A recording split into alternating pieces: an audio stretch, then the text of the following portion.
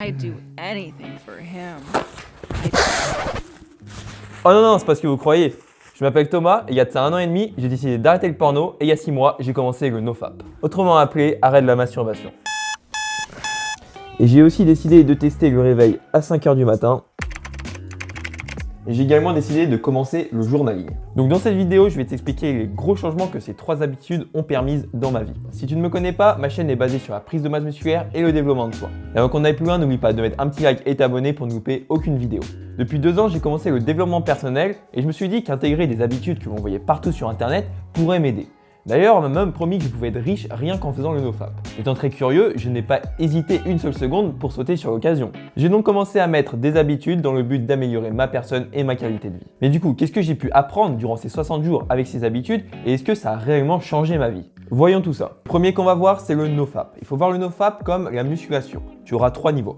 Le premier du NoFap, ça va être que tu as le droit de te masturber et tu as plus le droit de regarder le porno. Le deuxième niveau, c'est que tu as le droit d'avoir des rapports mais tu n'as pas le droit de te faper. Et le troisième niveau, c'est que tu as le droit à rien, donc pas de rapport ni de fapping. Sur le papier, les avantages, c'est que tu vas avoir un niveau d'énergie qui est constant. Le deuxième, tu vas avoir plus de confiance et d'affirmation. Tu auras beaucoup plus de caractère. Le troisième, tu auras plus d'attirance vis-à-vis des femmes. Les femmes auront plus tendance à te regarder. Et le quatrième, c'est une augmentation du bien-être et un état moins dépressif. Je peux donc confirmer que tous ces bénéfices sont vrais, mais ils vont vraiment être différents en fonction des personnes. Premier gros bénéfice que j'ai observé, c'est un niveau d'énergie qui est constant. Si tu veux, lorsque tu vas éjaculer, tu vas perdre de la testostérone, ce qui va diminuer ton niveau d'énergie. Par contre, c'est pas parce que tu arrêtes comme ça la masturbation que tout de suite tu vas avoir plus d'énergie. Les premiers jours, voire les premières semaines, il y a beaucoup de chances que tu ne fasses que penser à ça. Tu auras envie de te masturber tous les jours. Lorsque tu vas passer près d'une publicité pour de la lingerie, tu auras encore envie de le faire. Tu vas avoir tout un tas d'idées qui vont te monter à la tête. Donc ce que tu vas devoir faire, c'est vraiment canaliser ton énergie et la réutiliser dans quelque chose de plus bénéfique. Par exemple, dans ton travail, dans des projets qui te tiennent vraiment à cœur.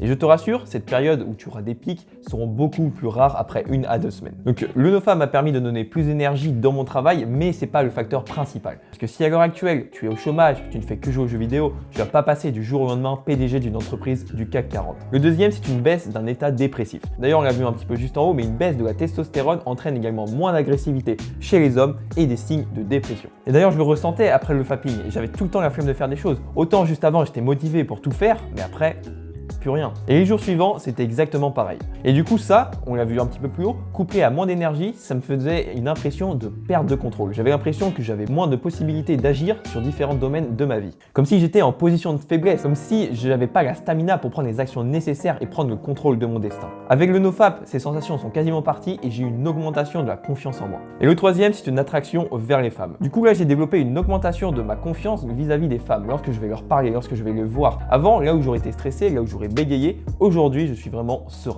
Également, lorsque je me fappais, je regardais aussi du porno et je m'étais fixé des standards qui étaient complètement démesurés et qui n'étaient aucunement réels. Je pense qu'on est tous là pour confirmer qu'on ne voit jamais des aussi jolies femmes dans la rue quand on se promène. Et je pense qu'il y a très peu de femmes qui ont un fantasme de faire l'amour avec le plombier, ou alors il y a très peu de femmes qui crient à tel point de réveiller tout le voisinage. Du coup, j'ai eu plus de confiance vis-à-vis de ça, plus de confiance en moi et une augmentation de la libido. Du coup, naturellement, j'étais plus attiré vers les femmes, à vouloir faire des rencontres et je sentais qu'il y avait plus d'eye contact. Et d'ailleurs, le gros avantage d'arrêter le porno et le NoFap, quand tu n'as pas de copine, ça te force à mettre les actions nécessaires pour trouver quelqu'un avec qui avoir des relations. Donc si je devais te donner 3 conseils pour arrêter de te fapper, ça serait déjà 1, occupe-toi. Fais quelque chose de ta vie et ne reste pas dans un ennui.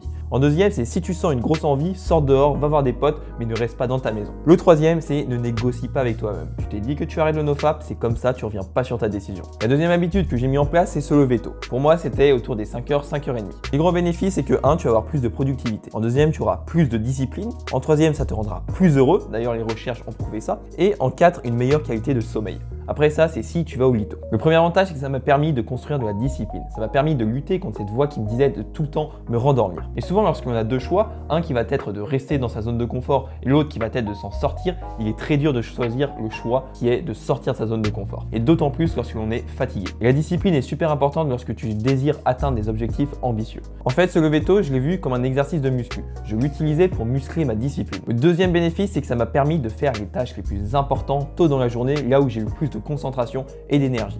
Par exemple, écrire les vidéos YouTube, tourner cette vidéo, écrire des mails, etc. Pour quelqu'un qui a un autre projet en dehors de son travail, ça va lui permettre de faire tout ce qu'il doit faire dans un état de fraîcheur mentale. Dans mon cas, après le repas de midi, je sens à chaque fois qu'il y a la digestion et que ça me fait perdre énormément d'énergie et que je ne suis pas vraiment focus pour faire des tâches qui demandent de la concentration. Donc les tâches de l'après-midi, c'est plus pour faire des choses un petit peu tranquilles comme du montage vidéo. Si tu veux tester, je te demande pas de prendre le truc à l'extrême et faire des micro-nuits ou devrais-je appeler des siestes comme tu peux voir là, mais plus voir ça comme un moyen de forger ta discipline. Dans mon cas, j'ai arrêté cette habitude parce que c'était un petit peu galère d'aller au lit tôt et d'avoir mes heures de sommeil. Du coup, ce que je te conseille, c'est de le tester pendant 15 jours à 1 mois et voir les bénéfices que ça t'apporte. La troisième habitude, ça va être le journaling. Pour le journaling, il y a le choix de le faire soit le matin, soit le soir. Dans mon cas, je le fais tout le temps le soir. Maintenant, tu vas te dire, c'est quoi le journaling? Déjà, il y a plusieurs types.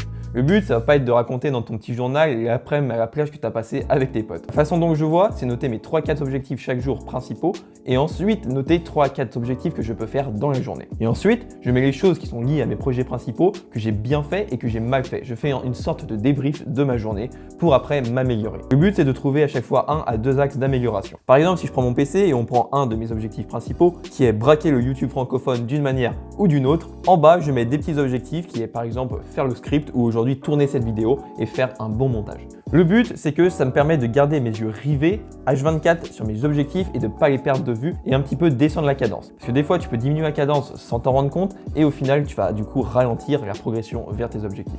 Et le fait après de marquer les sous-objectifs, c'est que ça permet de donner une ligne directrice lors de la journée. Ensuite, le deuxième gros avantage du journaling, c'est que dans les moments les plus noirs, ça permet de prendre du recul et ça fait énormément du bien d'écrire. Souvent, quand ça va pas, on a l'impression d'avoir un gros brouillard, on voit pas vraiment à l'horizon. Et écrire, ça va permettre de lever tout ça et de pouvoir enfin revoir le soleil. Parce que c'est à partir du moment où tu perds toute direction dans ta vie, où tu sais pas vraiment où tu vas, que ça fait le plus mal. Le but, c'est de te trouver quelque chose le plus rapidement possible et de t'y accrocher. Donc dès que ça va pas, je te conseille d'écrire vraiment tout ce qui se passe dans ta vie et vraiment tout ce que tu ressens. Si aujourd'hui tu désires devenir une meilleure version de toi-même, avoir un physique plus athlétique, un physique dans lequel tu te sens en confiance, mais aussi dans lequel tu es fier, mais que le problème c'est que tu n'arrives pas à passer à l'étape supérieure.